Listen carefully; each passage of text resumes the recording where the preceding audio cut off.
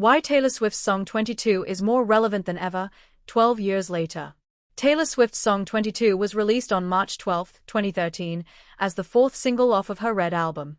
Now, following the Eras World Tour, the track is more beloved than ever. News Photos Videos Shop Kardashians Royals TV Scoop. Why Taylor Swift's song 22 is more relevant than ever, 12 years later. Taylor Swift's song 22 was released on March 12, 2013, as the fourth single off of her Red album. Now, following the Eras World Tour, the track is more beloved than ever. By Jess Cohen. March 12, 2025, 1:00 p.m. Tags. Watch the most epic surprises from Taylor Swift's Eras Tour. It feels like the perfect night to celebrate Taylor Swift's latest milestone. 12 years ago, on March 12, 2013, the Grammy winner officially released her song 22 as the fourth single off of her beloved album Red. The track, which discusses the happy, free, confused and lonely emotions of being in your early 20s, became an instant hit with Swifties everywhere for its relatable lyrics. For me, being 22 has been my favorite year of my life. Swift, who wrote the song alongside Max Martin and Shellback, shared with Billboard in 2012. I like all the possibilities of how you're still learning, but you know enough. You still know nothing, but you know that you know nothing, she continued. You're old enough to start planning your life, but you're young enough to know there are so many unanswered questions.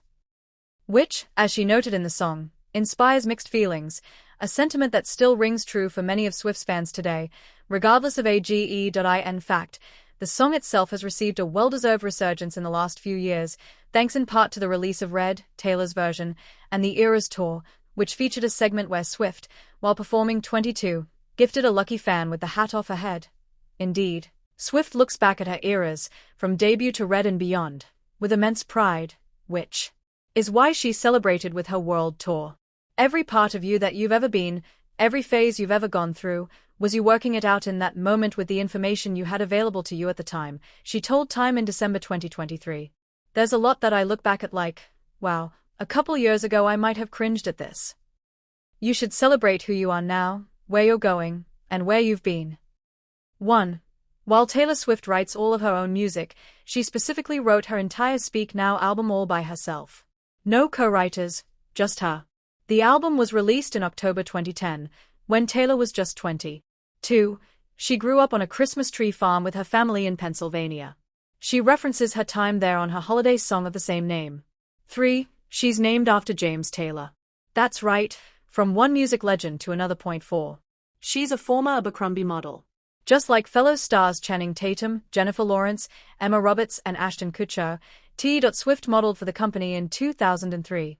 5. She gave Eric Church her first gold record.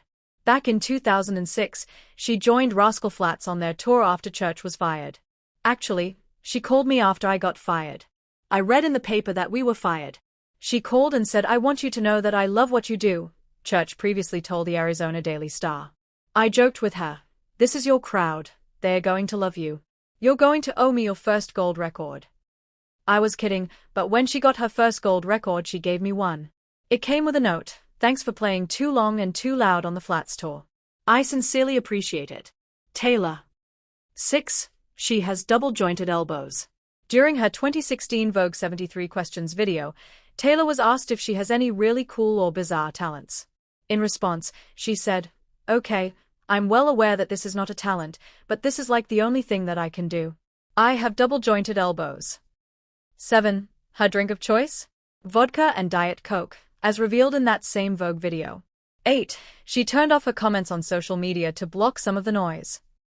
In her essay for Elle, entitled 30 Things I Learned Before Turning 30, Taylor explained, "Social media can be great, but it can also inundate your brain with images of what you aren't, how you're failing, or who is in a cooler locale than you at any given moment. One thing I do to lessen this weird insecurity laserbeam is to turn off comments. Yes, I keep comments off on my posts. That way, I'm showing my friends and fans updates on my life, but I'm training my brain to not need the validation of someone telling me that I look fire emojis." 9.